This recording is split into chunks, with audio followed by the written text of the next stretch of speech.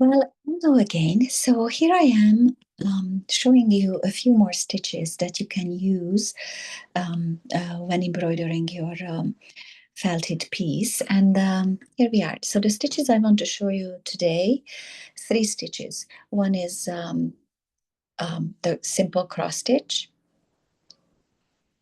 Next one is herringbone stitch. And then the third one is fly stitch. And if you see here, you can see just a variation or something you can do with the fly stitch depending on how you arrange them. Here I put them beside one another, and here they are on top of one another, and it just gives you the impression of creating wheat. Okay, so let's start with the cross stitch. Very simple. You come up, and then you decide again how big you want your stitch to be. So I'm going up and over. And first I'm going to do it one step at a time. I go back down with my needle and I come up on the other side above where I started here, like right above there. You know, there's the option of drawing the X's, and then you can go and just embroider over your drawings. And then I'm going down once again right below the top one. There you go. And then I come up right beside it. I go over, and then once you have your first cross, you keep the rest of the lines just parallel to that first one. So I'm going to go down about here, and then I'm going to come up right beside it, and then this line is going to be parallel with that one, and I go down right beneath it. So it's that simple. So you come up,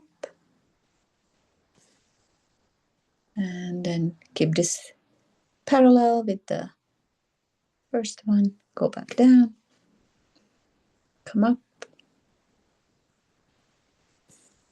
and then go right down beneath it. There's another way of doing it. You could just do all the lines leaning to the right first, just parallel to one another and keep them at an equal distance, and then you finish up with the lines leaning in the other direction. So that's another way. Okay, let's look at the herringbone. And if you look here, your lines are parallel. So that's a good indicator when you guess, oh, how far should it go or where should it go? Well, just keep them parallel and keep them equal distance, at an equal distance to one another. So I come up, and then this is how much I'm going to lean my line, and that's always your decision. And I come back just a little bit because I don't want my lines to cross in the middle, just at the top and at the bottom. So I just take a little step over, I come up, and then I go back down. There we go. So I have my first one. From now on, all my lines are going to be parallel. So I'm going to come back up, and this is in line with the top part of the first line that you stitch there. So I'm coming up, and then I keep this line parallel and keep them about the same height. And again, I'm coming up just a little distance away, and then I'm keeping this line parallel with that one, going back down. There we go. And it really comes down to practice, lots of practice, lots of practice. That may have gone a little bit far. Good. Come back up, and then keep that parallel with the other one. So that's your herringbone stitch. Okay, next one, fly stitch. Before I run out of thread here, very simple. You come up again, and then right beside it, you go back down, and you always decide on the size of your stitch. But I'm not going to pull it through completely. I'm imagining a triangle here. So I'm going to come up in the middle, a bit further down, pull it up, and then tack it down. So it's almost like a chain stitch or a lazy daisy, just the bottom doesn't meet. Now, this is a very little, like I didn't make a stem when I tagged it down. Next one, I'm going to make it a little bit longer. So come up, go back down. Before you pull it through completely, you come back up, and then you can tack it down with a longer stem. There we go. And how I did this here, I'm just going to keep going down. I'm going to bring these fly stitches down. So I come up again on the side. I go back down on the other side. I won't pull it through completely. I come up where I finished the previous one. And then I tack it down. There we go. And then if you want to do another one, maybe I'll keep it a little bit closer.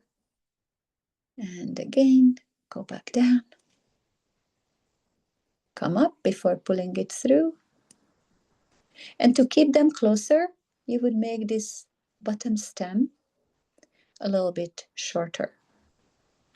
So there you go. These are 3 stitches. Another little tip, if you are not quite sure that you can do these stitches without actually drawing them first, you could perhaps stitch just a bottom line and a top line, so you at least have an idea about the height of the stitches, and then just put the stitches in between those 2 lines. Yeah, so I don't have any of these stitches on these embroideries I was showing you yesterday, but this looks really nice when you use them to connect, let's say, 2 colors. And if you wait one moment, I actually have something here that I can show you. Yes, so here I use the cross stitch here. Again, 2 colors meeting. This is the fly stitch. And here too, more cross stitch. Let me see. I have the orange one here. Is a bit of herringbone stitch. And then again, the light blue here is fly stitch. And you're really just playing with it. And here, just filling in some area with the fly stitch. I'm just looking. Yeah, the red one here, red one again is cross stitch. And the green one on the other side again is cross stitch. Yeah, and you can see all the lazy daisies and the French knots. The blue one here is herringbone, and the green one is also herringbone stitch. I think this one just filling in an area with backstitch in different colors. It's really up to your imagination. There's the running stitch, probably the most basic one. Needle goes up and down and up and down and up and down. This little spiral here, backstitch, just taking it in a spiral, I guess.